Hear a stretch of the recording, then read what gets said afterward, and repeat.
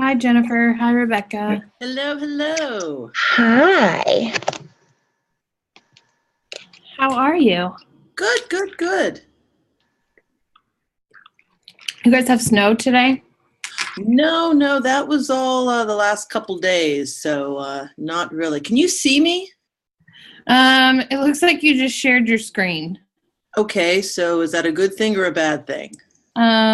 You are going to want to stop sharing your screen and turn your webcam on. Sorry. Oh, okay, I thought the webcam. Oh, here we go. Start video. Here I am. Okay. Okay. Yep. And then if you just at the bottom, there should be some buttons there, and one should be share screen, so you should be able to turn that off, I think. Okay. Stop. Pause share. Pause share. Yes. There we go. Is stop share an option? There you go. There we go. Okay. Jennifer, are you enjoying your vacation? I am. It's Good. lovely. Tara, before anybody else jumps on, do you think, my plan was to allow 10 minutes of discussion and then ask for a motion.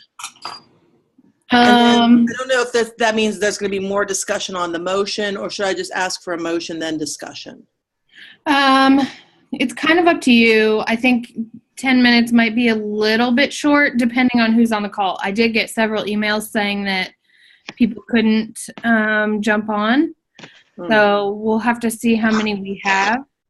I would encourage people to kind of get their opinions out there in the open, and that way. This has already been such a huge discussion on Slack, and I sent an email to everyone saying, a lot of this has been hashed out on Slack. Yes. Agree. Which is why I asked for just the 10 minutes, because it's like, if you didn't say anything on Slack, you can say something now, or just let your vote be your comment on the whole thing.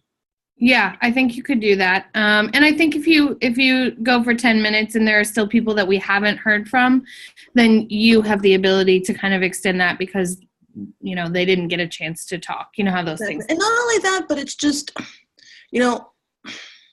I don't know. If 10 people talk for a minute each, that's 10 minutes. That's 10 people coming in. And like I said, and some people may not feel passionately about this enough to really go on to pontificate about this whole thing. So, like I said, I read the Slack discussions. I have an opinion. I don't want to get into a debate, honestly. It's just, and honestly, if the board really wants to go one way, I'm fine with it. Yeah, I think I would make sure that Patty gets a little bit of time. Okay. And then Andy, for sure. Yes, the whole thing was kind of her thing. But then I would also come right out and say, is there anybody who didn't post in Slack that wants to talk now? And that way it gives them the opportunity to come forward. Okay. All right, that works. But I even told Andy, I said, I want this settled today. We all need to move on from this. Mm-hmm. So it's just like, let's pick a direction and just go there. And it's not going to make everybody happy, but, we have other things to do. Right. Hey, Jennifer, can you see the participants? Yeah, I can. Okay. I just want to make sure. You can't see me, right? No, I can't see either one of you. Can you see the list of participants, Jennifer? Yeah, I see Tara. When you talk, Tara, your name comes up, and then when Jennifer talks, her name comes up. Awesome. Yeah, I just see 3 rectangles. I see Rebecca, and then I see your name in a box and my name in a box. I see my big moon face, but that's about it. Perfect. And I'm going to mute myself during the call because my 4-year-old may come in here screaming and yelling at any point. So. Okay.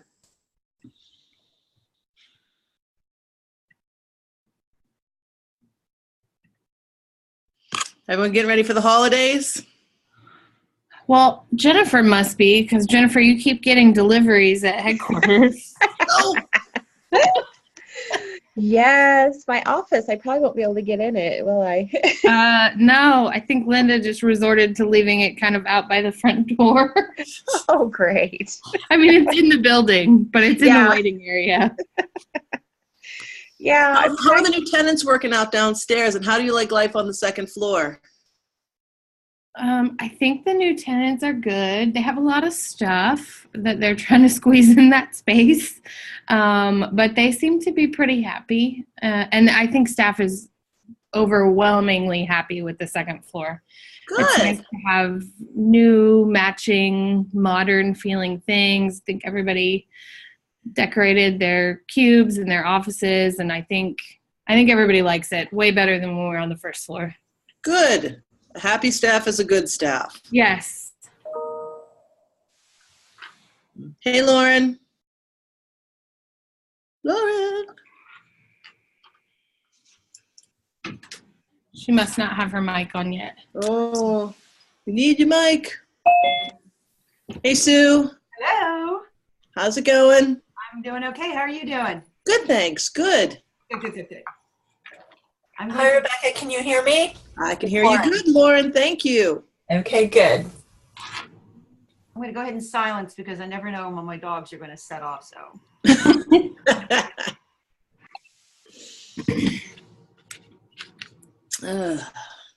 Rebecca, once we get everybody on here, I can do the quick spiel about where the buttons are, how to work, chat, all that stuff, and then I'll turn it over. It's all yours. Okay.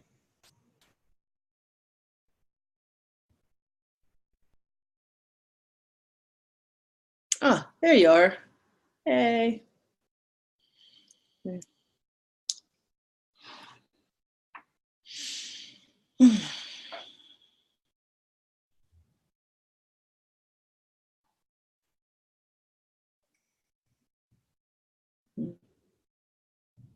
I wanted to show you is I got an early holiday present. I don't know if you can see this. Oh, nice. The Sold for Smith Wood Abrams autographed. Nice. So a friend of mine, I went to a talk that Floyd Abrams was hosting, and she snagged a book for me. So I was delighted. Okay, Sue, so how did you activate your video? On the lower left-hand corner, Uh-huh. there's a microphone, and then there's a little camera. Right. Just click on that, and it's off. It should be off at this point. If you click on it, it should activate it. Okay, I clicked on it, but can you see me? Not yet. So, okay, so there must be a setting in my computer. Okay. You can also click that little up arrow next to it if there is one on yours. I have a Mac, Yes. so sometimes I don't know. And then it'll allow you to choose the camera or go to video settings, and sometimes that can help too. Thank you, Tara. There you are. Go. Thank you, Lauren. Hi. Hey, there you are. Hi, Patty. Really quick, who just jumped on the phone from a 240 number? This is Andy. Oh, okay. Hey, Andy. All right. I'm going to rename you. What? Well, you were just your phone number. Pro, do you? I figured you I'm gonna wanted your identity. I'm going to send you to my mother. You can talk about it later.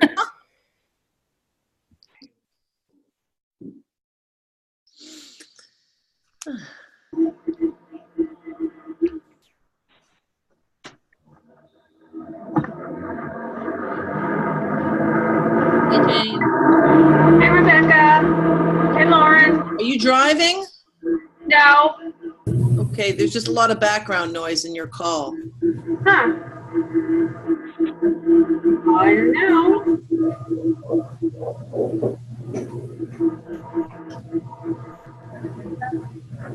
For those of you just jumping on, if you go ahead and hit the mute button either on your phone if you're calling in or on the Zoom platform, and that way, if you're ready to talk, we'll unmute. We'll give it just a couple minutes here. Sue, your doggie is adorable. Thanks. She's a rescue. She's a little Shih Tzu poodle. Aww. Like the bar- Name? Mazda. Moss. She's so sweet. She's the shelter named her that. Oh. They name the animals as they come in. One day, according to they do celebrity names. Next, they do car names. It's whatever. It's stuff. So, except when she's barking, and she is wont to do that on occasion. So if I hold her, she'll shut up.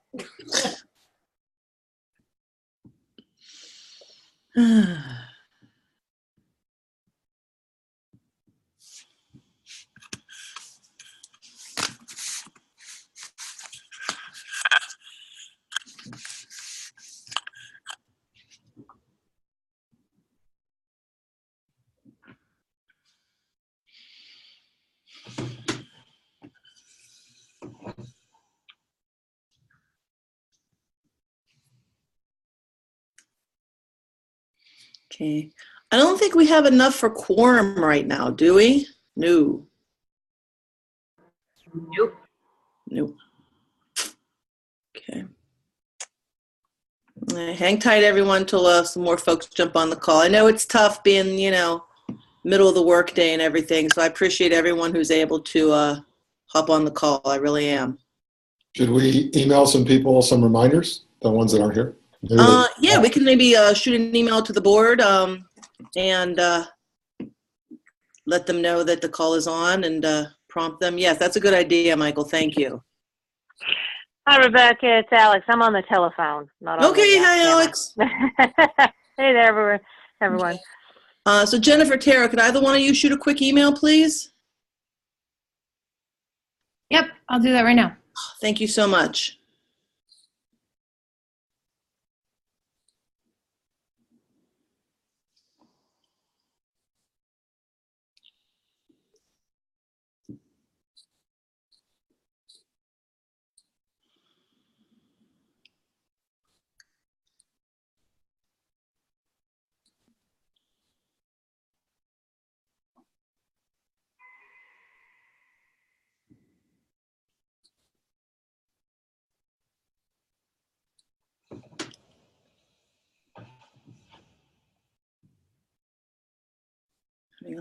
Okay.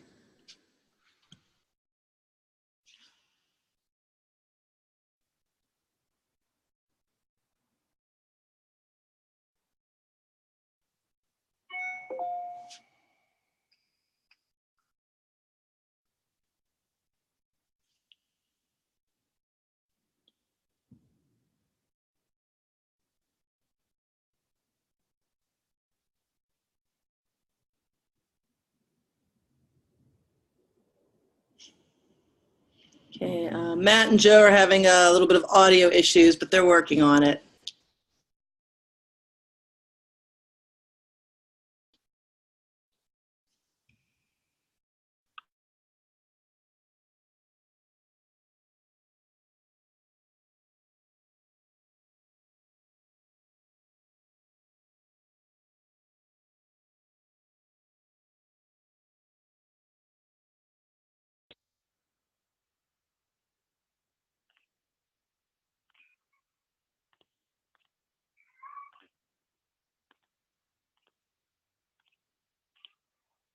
Who just jumped on from a 614 number? Hi, this is Lynn.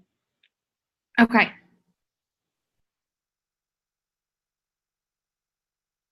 There we go. Hey, Lynn. Hello. Is Patty on? Patty, are you on the call?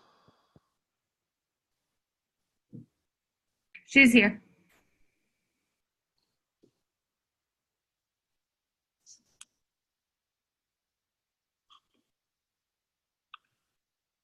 Ah, there we go. Great.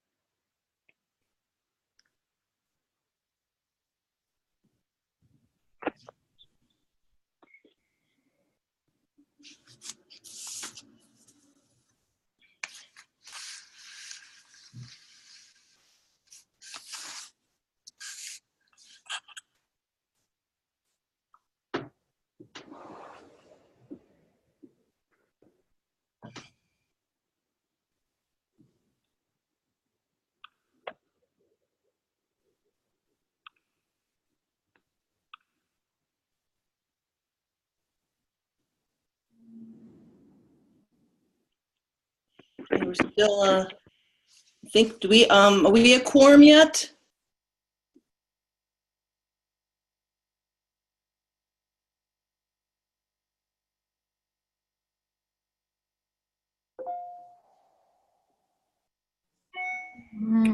Jennifer, can you count two?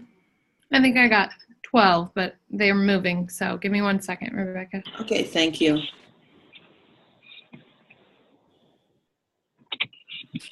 Who just jumped on from a 513 number? Tom McKee, Cincinnati Region 4. Awesome. Hey, John, how's it going? Not too bad. I'm going to be half listening, half working on my story that I'm working on today for broadcast, but I'll chime in as needed. All right. Appreciate it. Thanks for being on the call. Not a problem. Yeah, Tara, I count 13 now.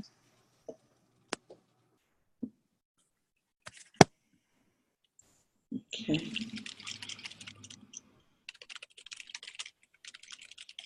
Okay, 13, is that enough for quorum?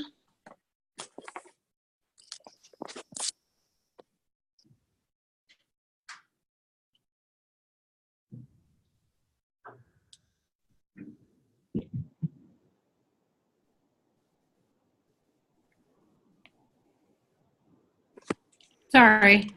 I was counting one last time. I've got 13. I think you can go ahead, Rebecca. Okay. All right. Terrific. All right. I call this meeting to order at 1:08 p.m. Patty, will you be so kind as to take roll call, please?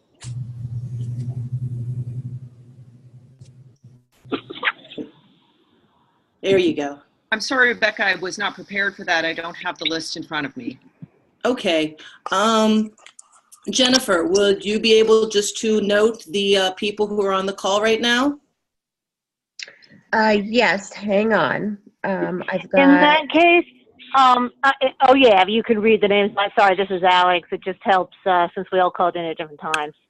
If you just read the names we have, and then I guess anyone whose name isn't mentioned who's on the call can chime in. Yeah, I've got Baker, Katzif, Bartlett, Radsky, Schatz, Koretsky, Primerano, Hall, Newberry, Day, Tarquinio, Walsh, and McKee. Okay. All right. Thanks, everyone. First, I just want to just again, thank you, everyone, for taking the time out of your workday to be on this call. I really appreciate it. I thought this was an important enough issue to have this special meeting and to have everyone who hasn't had their say on Slack to be able to share their opinions on this issue if they so choose. So I want to first open it up. For anyone who hasn't already shared their views on the Slack channel for this topic about the nominations committee, to share their thoughts at this point on whether there should be, the nominating committee should have recommendations or steer clear of the recommendation. So I would like to open up the floor first to anyone who, again, who has not participated in the Slack discussion to this point. Tom McKee here real quick. Of the people that are nominated, who's the ultimate decision maker in choosing the people? I just want to make sure I understand that correctly. Okay. Patty or Lynn, do you want to answer that? I'll start. So there's really a lot of decisions ahead. And as the task force laid this out, we laid out possibilities. We laid out a roadmap. And that called for or suggested the following. The creation of a nominations committee, which would have 7 members. The nominations committee would be representative, meaning its membership would be comprised of different pieces of the SPJ world, so as to be mindful of all the different populations that a board should represent. The board itself is not designed to be representational, right? That's what we're moving away from, toward what we are calling, but not calling publicly, a competency board, because we don't want to malign anybody who served ever as not competent. However, the nominations committee, Tom, to your question, will need to actually carry a lot of water here. We'll have to determine its procedures and its protocols. The point of the nominating committee, again, a diverse committee to identify the best possible board candidates. But beyond that, we were not very prescriptive in the task force and actually, putting together a document under which the nominations committee would work. So Lynn, as the presumed chair of the nominations committee, has a lot of latitude, and that committee has a lot of latitude to, in terms of how they're going to go forward to identify possible board candidates. Right? We have the usual way, which is people identify themselves, step forward and say, I'd like to throw my hat in the ring, and that's great, and that is going to continue. But in addition, we, at least task force, we envision that the nominations committee would be out there beating the bushes, collectively thinking about people that they know in their regions, in their newsrooms, et cetera, who would be possibilities, right? So that's really as far as we got. There's much work ahead to move this all forward. Thank you. I just wanted to make sure I had the right clarification. Okay, terrific. And yes, go ahead. I just want to ask a question because I'm trying to figure out how this would really work. Say all of us on this call wanted to run for the new board and there's not enough slots. If the nominating committee is going to make recommendations, I actually suggest, Lauren over Sue or Patty over Rebecca, what would they be making those decisions based on? That's my only hang up on this, maybe it's too tactical, not strategic enough, is I'm unclear how the nominating committee would choose who's qualified. So this is Lynn, and this is something, it's not choosing one candidate or another, and I know people disagree with this based on Slack comments, but the idea is that if there is someone that just is not qualified to lead the Society of Professional Journalists, okay? This is someone who maybe does not practice professional, ethical journalism. If these fields would not represent the group in this organization well, we would not put them on the ballot for people to vote. This is not, though, saying, oh, person A is better than person B and who is better than person C. It is not that at all. And as I stated before, and I have stated, I don't think that very often there will be someone that is not qualified. I don't foresee that happening very often. And that could be wrong and that could be changing. That could change. But it's not like, 10 people apply and we're only going to say 5 are nominated. I would say there probably would be 10, maybe 9 that are qualified. So that's how I see it. Well, so Lynn, are you saying that, say all of us run for the board, and there's one person that's just a random member who has never done anything in SPJ, would that result look like all of us have a little check mark and that person doesn't, or some of us get the nod and others of us don't based on some metric I'm not aware of?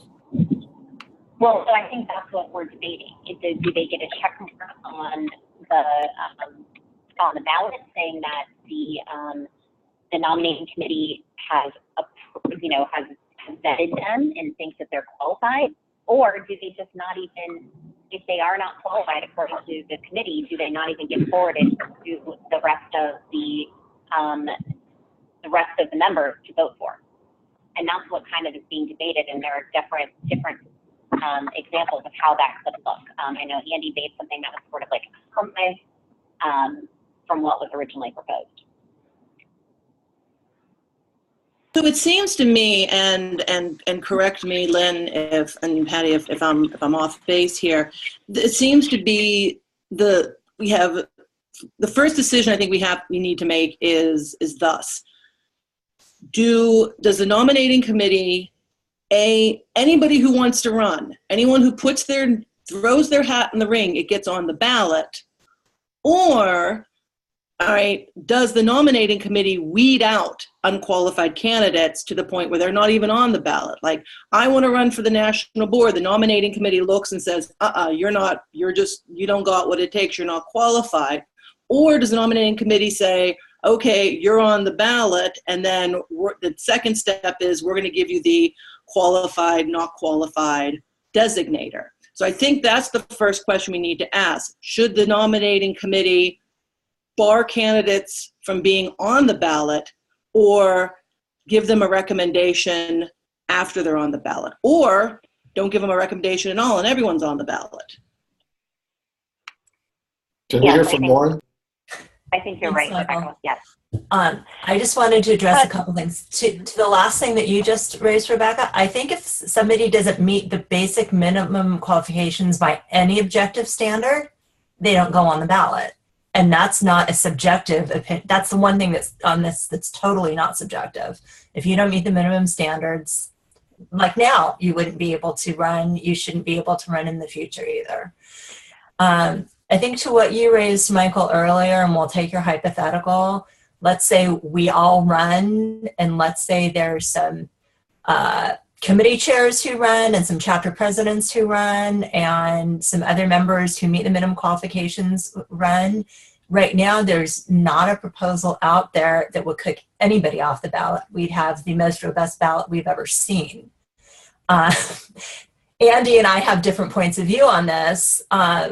What I think would be really helpful, what I try to do is pull myself back a decade or two and pretend I've never seen anything with national governance, and I'm just here for the usual reasons, professional development and networking and FOI.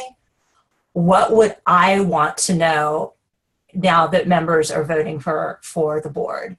And I would find it very helpful, just like I do in my local elections, to get information from informed people, in this case, the nominations committee. And that's why I brought up the concept of the judicial ranking system. So you could have 5 candidates run for a slot who all could end up with they could all end up with the same ranking. It's not putting anybody ahead of one person ahead of another. The reason I put forward the point system is that I seem to be getting a little pushback on that. But the other thing is, not that many people spoke up on Slack, so I'm not really clear where the board stands. So I wanted to put forth a compromise. Andy got that correct. That was what that was an attempt at, but I also wanted to explain what I thought was best and why. Hi, it's Alex. I just wanted to jump in for 1 second. Are you done? It's hard to tell on the phone. Yeah, go ahead, Alex. Oh, okay. Yeah, I didn't want it up, but 2 points, and I do think Rebecca's identified the key question here, so we should get to that. But first, my understanding from the committee's proposal, the governance, the task force, and all of our conversations to date is, even if the nominations committee doesn't think a candidate is qualified, any candidate can self-nominate up until the deadline to self-nominate. And the question we're debating here is then, would they not get this seal of approval? And something that is very crucial, and particularly for new members to the board who may not have heard this debate last April when we discussed this, anyone who declares after March will not be considered by the nominations committee. So it's not simply that the nominations committee would be weeding out people who are unqualified. Anyone who declares after March would not be considered. But there may be many qualified people who declare after March. Do we want to put them at that disadvantage? I mean, I think in the past, the majority perhaps of the board candidates declare that late. And if anyone heard me discuss it before or read my screed on Slack, my concern is that it will be the younger and more diverse people who will declare after March. So we might have a situation which would be very bad optics. We would not necessarily be discriminating against them, but where the sort of good old boys and good old gals get the approval because they knew the governance task force rules and they knew to apply by March. And those people who may also be qualified and maybe the very kinds of people we want to get on the board declare late so they don't get this seal of approval. That's my concern. It's kind of the reverse of the coin from what Lynn raised with someone being unqualified. We could have highly qualified people who don't get the seal of approval because they didn't know the deadline. Well, I think it's on all of us. Excuse me, just one thing. I think it is on us to get the word out through leads, through email blasts, and it is on headquarters. It's on me. It's on the board to let people know, let the entire membership know that this is happening. And if you want to throw your hat in the ring for national board, you got to do it by March, whatever the date is. I mean, I think that is on all of us, but and if we have 3 months of heavy promotions to our membership and it's ignored because someone just oh geez, I didn't see it, then I mean, do we want that kind of person on the board anyway who doesn't read leads or doesn't respect deadlines? So I mean, that's something to kind of take a consideration of as well. But I still think we have the issue of the first thing question is, does anyone who self-nominates, anyone who, throws their hat in the ring, are they automatically on the ballot, or does the nominations committee act as a sieve and allowing, and stopping those unqualified board members? I think that's the first question I think we need to ask. I mean, please correct me if I'm wrong. Well, I'd actually like to hear what Patty has to say about that, because actually that is something from what I remember from when you spoke about this, Patty, in the April board meeting, you did talk about that. Do you want to maybe summarize what the task force originally had in mind there? I think in our trying to remember what we talked about in regard to this particular point, I think we both basically believed that the process that the best people would rise to the top naturally. We didn't get into a lot of weeds about the process by which, again, kind of deferring those decisions to the nominations committee, right? How is it going to work? What's it going to do? So I'll offer my analysis of how it could work, but I'm going to tell you that the task force didn't offer any particular clarity on this point. I do think that we will get nominees in 3 ways. We will get all of us on this phone call, right? People who want to continue serving on the board, but who are going to be phased out because of the new structure. So, right? So already current persons already in governance roles. Then we're going to get people that the nominations committee identifies as persons who are not on.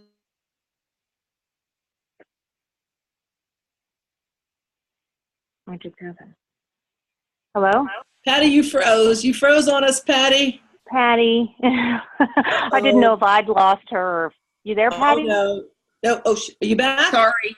My internet keeps going in and out. So I think there's, can you hear me okay? You're a little in and out. Just keep going. It says my internet. Tell her to turn off her video. Yeah, just turn off the video, Patty, and then maybe we'll get your audio. Okay. There you go. Okay. So I'm sorry, my internet is like blinking. I don't know what's up. So again, I think there's 3 ways that nominees are going to come forward. One, the regular way, the way it happens right now, people who already are very invested and very involved. Number 2, persons who are identified by the nominations committee, right? Somebody who's been out there toiling in the hinterlands and all of a sudden it's like, wow, why did we never know about that person? That person would be an excellent board member. And then 3rd, people who are not either one of those and just for whatever reason, late or otherwise, throw their hat in the ring and go, oh, I can't stand that Patty Newberry. I'm going to run against her, right? So I think there are 3 populations, and to try to move the conversation along here, as I've thought about this and read the Slack and heard the lobbying for and against the idea of recommendations, I have come to the opinion that we're going to do just fine without the nominations committee actually endorsing people. The main goal here, guys, is to get candidates who will be the visionary kinds of board members that we're seeking. Persons who can create a strategic plan, help us think big, help us make sure all pockets of SPJ are looped in and have their say when we have big decisions. Act quickly when there are matters, to act quickly on, and so on and so forth. All the things we've talked about in terms of the advantages of a smaller, more visionary board. So I think we're going to get there by having those 3 different processes by which board members come forward. The nominations committee, so back to your central question, Rebecca, should the nominations committee then be able to give a thumbs up or a thumbs down on persons who come forward that were not identified by the committee, right? So if we're not doing recommendations, it's really all comers who qualify under, the already established criteria. It could make for some crowded races, but in the end, it'll be the ideas of the individual candidates and how they are able to put those ideas in front of voting members that's going to win the day, right? So hopefully in that mix, we have some really good visionary future board members who can run competent campaigns and win votes. And so that's kind of where I've landed on all of this. I think that the process will work just fine. I don't think we need a point system. And Patty, I'm just going to jump in and say I agree with you. I think that when you say that there's one seat and you have 7 people running for one seat, for example, I think their bios, whatever questions the committee answers them, those questions will become public, just like they are now. When people run for office and they have to, give their statement or their vision for, their board or why I'm running essay.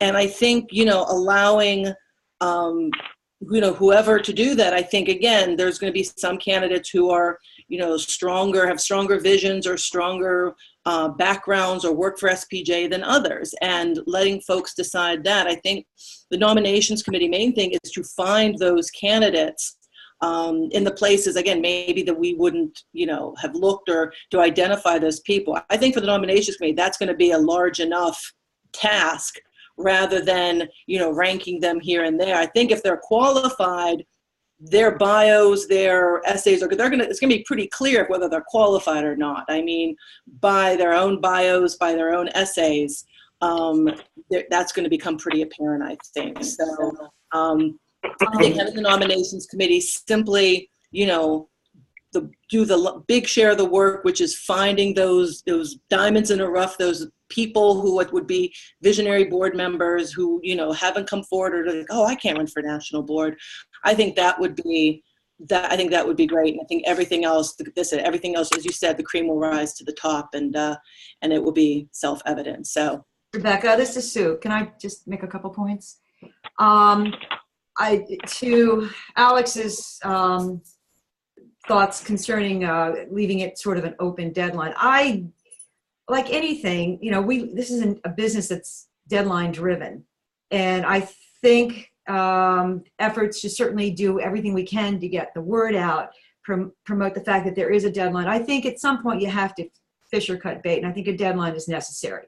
There's no question about that. Number 2, I also agree, I would not want an endorsement from the nominations committee.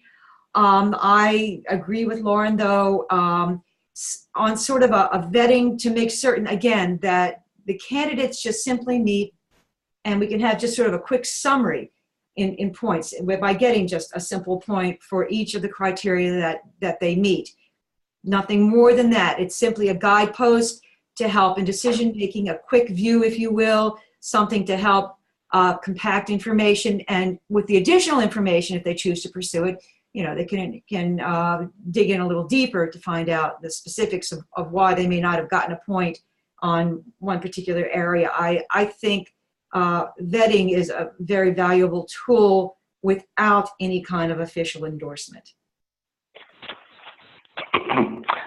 This is Andy. Can I speak up now?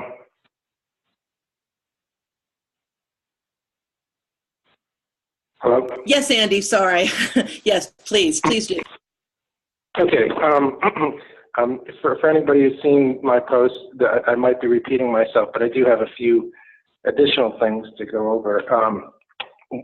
I'll hit these in bullet points. One is, I think that we need to keep in mind that our trend in recent years has been to spread power out to all members and take it away from smaller groups like we did by giving votes to all members in elections instead of just delegates. If we were to decide that a nominating committee needs to have more power, that goes in the opposite direction. I think we need to also keep in mind that we are, unlike most nonprofits that certainly don't have to do a lot of the openness and transparency measures that we do, but we believe in these principles, and we run ourselves more like a government body. We allow people into our meetings, we have public minutes, we let people tweet from meetings and so forth, which would probably be shocking to other nonprofits.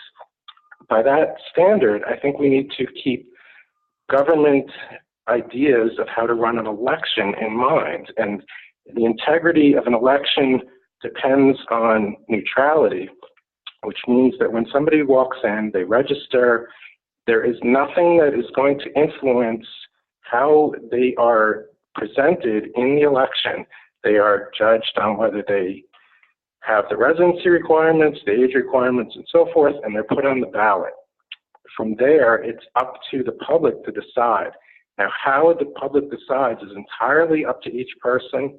Groups can get together and advertise, they can endorse and so forth, and that's fine. We can do all of that.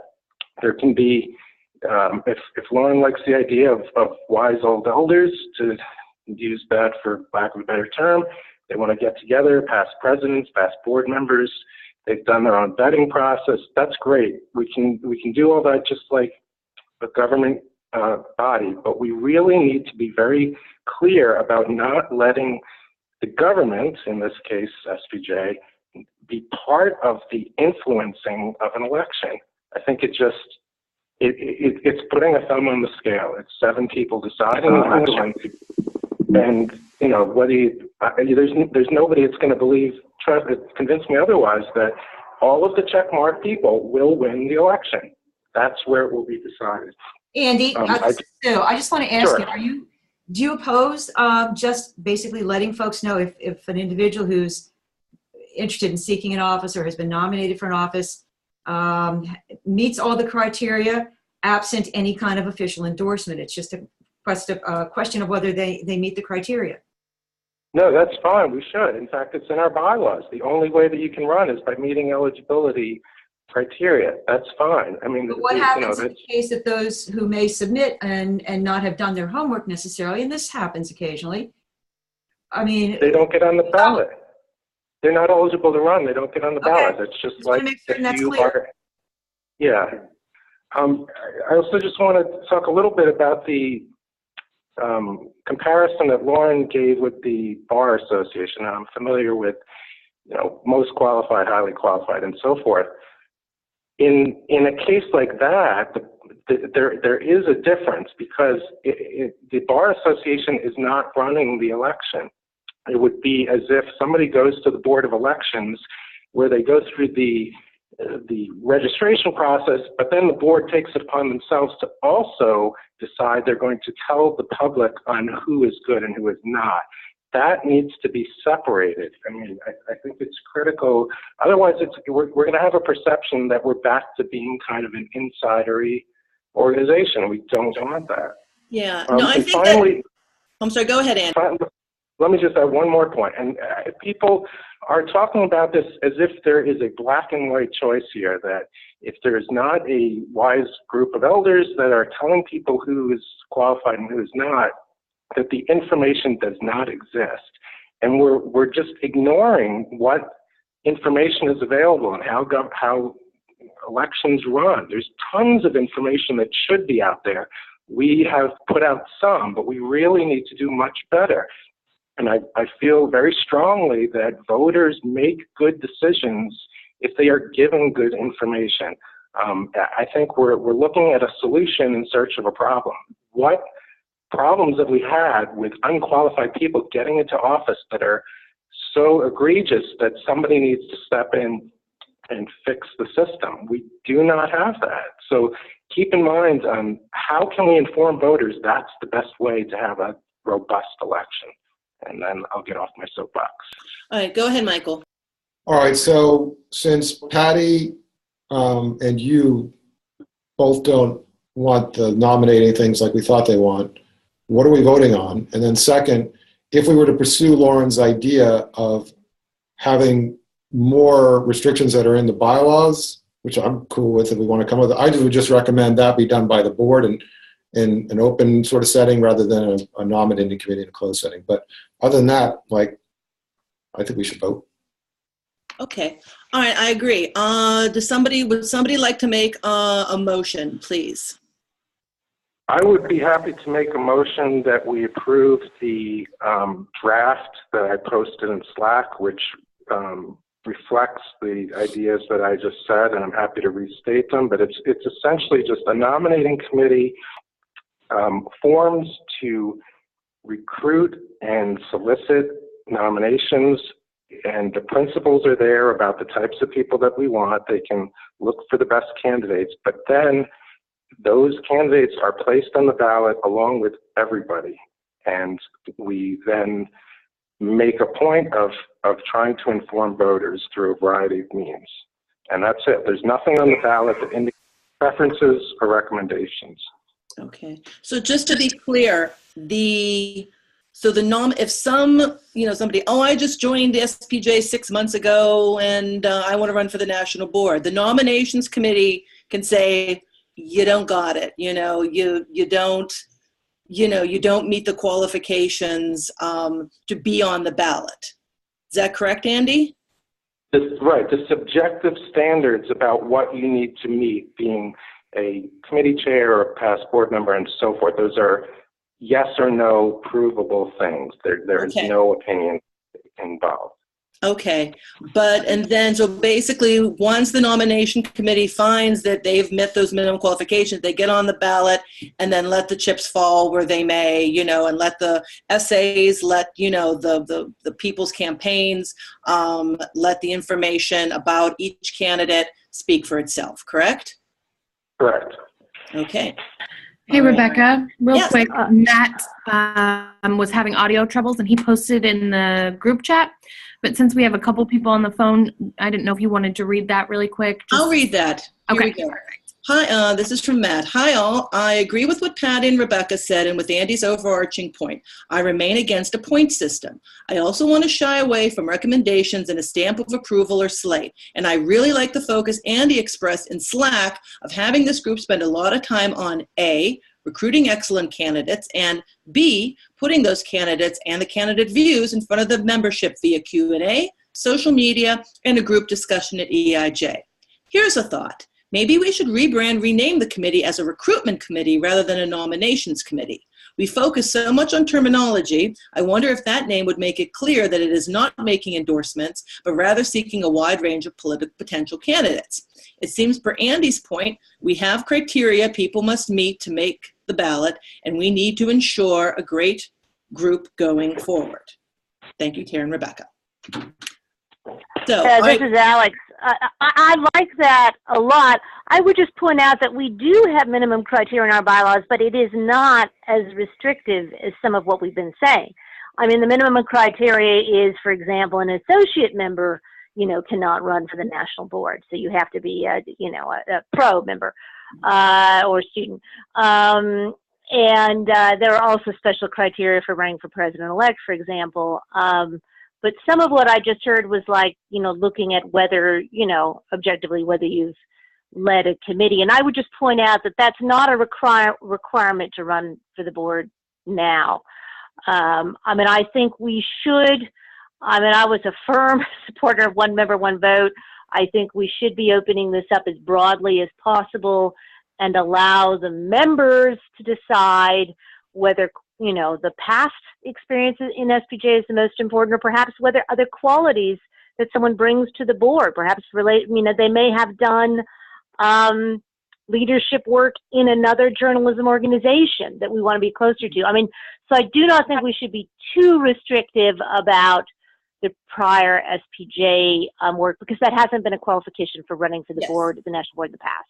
Yes. Okay. So we have a motion on the floor to not have the, well, right now it is named the nominations committee to make any endorsements or recommendations to the SPJ membership at large. So that is the motion on the floor. Do I have a second?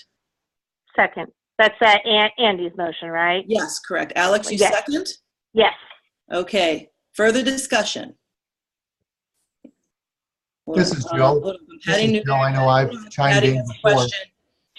I know that this is Joe. I know I've chimed in before on Slack, and I won't keep it short. But I'm a big fan of Lauren's compromise, and really feel like if we're going to put a group of good men and women together to be a nominating committee, that they have some ability to let members know why they think someone is qualified or not qualified. And I don't think a rating system is important, but I think what Lauren put down is, in terms of checking off certain boxes and not checking off certain boxes, I think is as a voter would be very valuable. And I would like to I'd like us to consider and hopefully accept that be part of the process. Okay. All right. So right now, though, we do have a motion on the floor. It has been seconded. I said we're going to vote it up and down, and if it is defeated, then we can move on to a compromise version. Unless Joe wants to amend the motion, offer an amendment to the motion, he can do that too, right? Of course. I'd like to chime in before we move to the vote, please. Of course. Thanks. So it seems to me that we're actually voting on Andy's proposal, and I don't have that language in front of me, okay? And I fear leaving the meeting to go look at Slack, because I'm not sure if my connection will allow me to come back. So I just put in the chat field, I asked Tara to give us the actual existing language on board eligibility, right? Okay. And then Matt says he's going to cut and paste in Andy's doc here. So if we're actually voting on some kind of particular criteria in Andy's proposal, I think we need to be careful here. Right now, my understanding is the only thing we're voting on right now is that the nominations committee, okay, or the committee that is in charge of recruitment and nominations, does not endorse or make recommendations on the ballot for candidates for office. I thought Andy moved his proposal. I thought he moved his written proposal, and that's what was seconded. Yeah. And just as a point of order or information, I'm not Bill McCluskey, so I don't know all the parliamentarian rules, but the language that was adopted in the bylaws calls it the nominations committee, so I don't think we have latitude to change the name. Okay. That's right. Go ahead, Tom. Tom? Okay. No, I'm still on, but no, I'm just listening in. Okay, so I think obviously then maybe I'm misunderstanding what Andy's motion had proposed. Andy, could you restate your motion, please? This is Andy. Lauren's correct. I did make a motion to adopt the draft that I posted in the interest of having something specific. But if we want to just boil that down to the concept of the nominating committee recruits candidates but does not make recommendations, which is really the essence of it, that's fine too. I'm happy to help with the language, or just look at what other language people prefer. But okay. That's really what I wrote. You want to amend your motion then? Yeah. I'm sorry? This Andy, is you Alex. want I to amend your seconded, so I have to approve it. So, but you amend it first, and then I like what you just said, so I'll approve it. Okay. Okay, Andy, could you please amend the motion, please? Yes, I will make a motion that we adopt a set of guidelines that direct the nominating committee to be a body that finds and recruits candidates according to the principles that we support, but that it takes no other action, such as recommendation or approvals or point systems or anything that indicates preference. Alex, do you second that amended motion? Yes, I second that. Okay, so we have a motion and amendment and a second. Are we ready for a vote? No, I'm sorry. I have a question for Lynn because this committee is going to get put together soon. Without all the other background information in the motion that Andy had in his draft, including who's on the committee and what their responsibilities are and what they can and can't do, I think that she wouldn't have enough information to move forward, and we're not having a robust enough information for a committee chair to move forward with. So I have a concern about that. Okay. So, Lynn? so this is Lynn. I think what I was thinking is, because since some people don't have the draft in front of them, or haven't been able to view it, I do think we should, as a board, either vote or sign off on some kind of formal policy that is written. But if this suffices as the vote to the direction we want to move in, and maybe we can then do an email vote approving the actual wording and the policy, I would be totally fine with that. Okay. I think for where we at right now, it's 1:48, so we've all been on the call for a half hour. And so I think just, taking this initial step, and then we can always come back and revisit it. But I think it's important to at least give Lynn and the future nomination committee a direction in what we're talking about. I think we're pretty much on the same page. So I'm going to call for a vote right now. All those in favor, please say aye. Aye. Aye. Aye. Aye, this is Andy. All right, nays? Nay. No. Joe, no. Sue, no. Okay. All right, I think the ayes have it. Okay, so if Andy, or Tara or Jennifer, if you want to send the more specific proposal around and so we could have an email vote on that, I think that would be a good next step. I'm happy to forward it to the board. Okay, thank you, Andy. And what was the vote? It was 2 nays and the rest ayes. There were 3 no's. 3 no's. Me, I'm sorry, Sue, 3. and I Joe. apologize. Lauren, Joe, and Sue. You are correct. Is there any appetite for a actual voice vote, recorded vote, roll call vote? I think we should always have a roll call vote on a split. I think that's a good idea on the phone. I think we've got it. I think it was everyone else in the yes camp of those 3, but I'm happy to do that. And I know you don't have the list in front of you to who would call the roll call. Okay, either Tara or Jennifer? I can do that, Rebecca. Okay, thank you.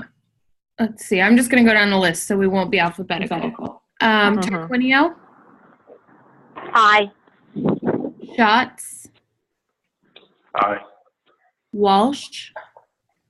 Aye. Newberry? Yes. Baker? Yes. McKee? Yes. Primorano? I know she said her phone wouldn't unmute, but Yes, she's it not. did. It did unmute. You got it. Radsky? No. Kretsky? Yes. Bartlett? No. Paul? He says yes in the chat. Day? Yes. Katzif? No. And that's it. Okay. All right, everybody. Again, thank you so much for taking the time out of your busy day to address this. I think we've taken a good direction. We can move forward from here. So does anybody have anything else they'd like to add before I make a motion to adjourn? I just want to thank everybody for their thoughtful contributions. I changed my mind at the last minute for a bunch of reasons, but I think, again, I'm really confident we're going to get where we want to go with this whole process because we have all these smart people helping make the decisions, and I truly mean that sincerely. I'm not being facetious. So I really appreciate everybody's thoughtful contributions to the conversation. Perfect. Thank you. Thank you very much, Patty. I second everything you said. Can I have a motion to adjourn, please? So moved. Okay. Second? Second on the motion to adjourn? Alex. Second, Alex. Someone has to second. Terrific. All those in favor? Aye. Aye. Aye. Very good. All right. Thank you, everyone. Thank you so much. I appreciate it. Bye, everyone. Have a wonderful holiday. Thank you again.